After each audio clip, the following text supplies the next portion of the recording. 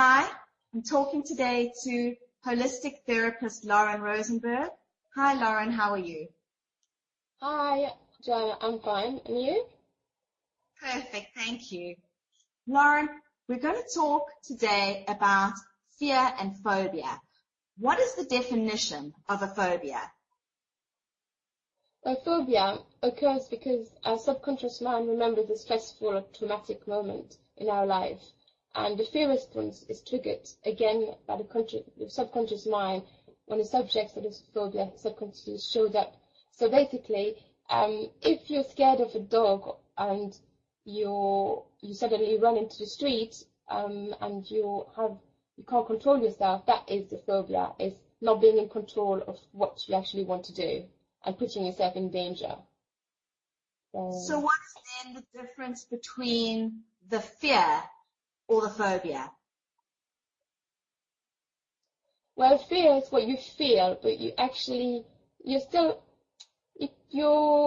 it's not as bad as the phobia. The phobia, you're just completely out of control. The fear, for example, you're walking down a dark street and you go on a roller coaster and you scream and you have this sensation and this feeling that it's not bad because you're not, completely, you're basically not,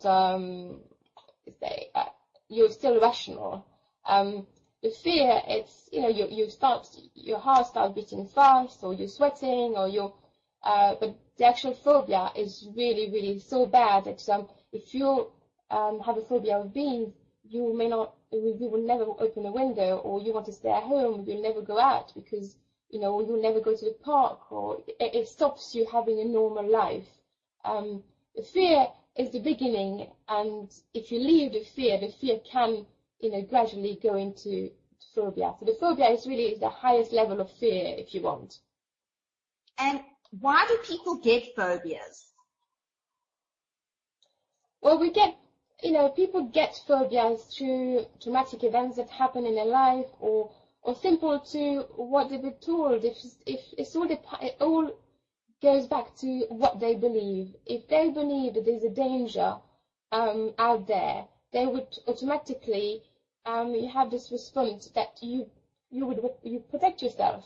So it's sort of logical in a sense. The brain is going to want to protect you, and so if you have this message saying that this is a danger, I have to protect myself, and the way to protect myself is not to go out and not to open a window, or not to to drive, or not to actually fly, because I'm putting myself in a danger position. So therefore, if I don't do that, then I'm safe.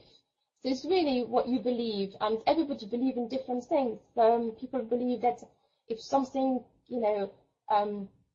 if people will believe that if something is unpredictable, is dangerous, then different phobia will lead to that.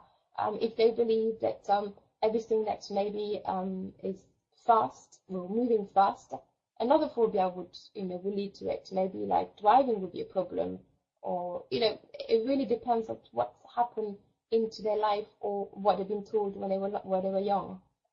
At what stage does a fear become a phobia? A fear becomes a phobia when it's really affecting your day-to-day life, when you really can't, you're completely stuck. You could be on an escalator and not be able to move and have a panic attack because, you're scared of the escalator. Or you could be in the street and suddenly not moving because pigeons are passing by and you're completely scared of pigeons. That is the actual phobia. It's affecting your day-to-day life. It's good to have fear. I mean, obviously, it's good for little kids. Little kids would have fear, in the sense that they know not to play with knives. They know not to jump out of the windows. So it does protect us. It's when it's out of control, when you're not in control anymore, and it's stopping you having a normal day-to-day life and wanted to do things, wanted to go out there, enjoy the sun, sunbathing, or going for a walk in the park, and you can't because you're scared of dogs or you're scared of bees. That is when it's irrational. Do you think that all fears and phobias ultimately boil down to the same thing, which is a fear of death or dying? No. It's all about the belief you made at the time of the fear. You may be scared of driving fast because you have this belief that everything moving is dangerous, or you may be scared of birds, or have the belief because you have the belief that everything that you can't control is scary. It's all down to the belief. It's not, it's not a fear of dying. You can have some fear of dying if, if you have a fear of flying, you may have the fear of dying because you don't trust and you think that maybe the plane will crash. But if you have the fear of birds, it's not a fear of dying. It's fear of not being able to be in control of the situation.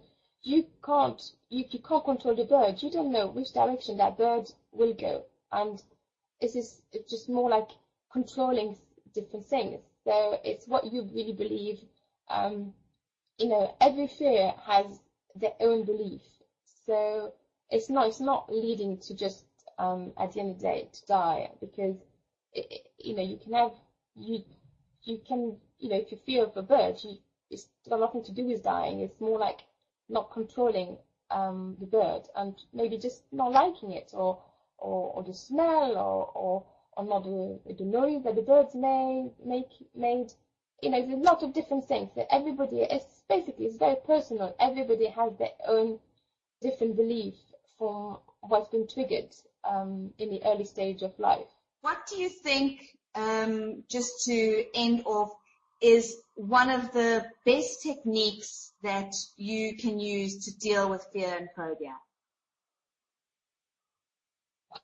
There are lots of different holistic therapy that you can use. One that I use a lot is EFT, and that is emotional freedom technique that releases the stress and anxiety, and to the level where you go back to rational thinking.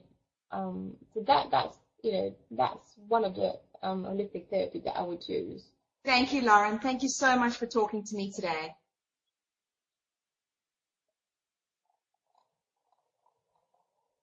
Okay.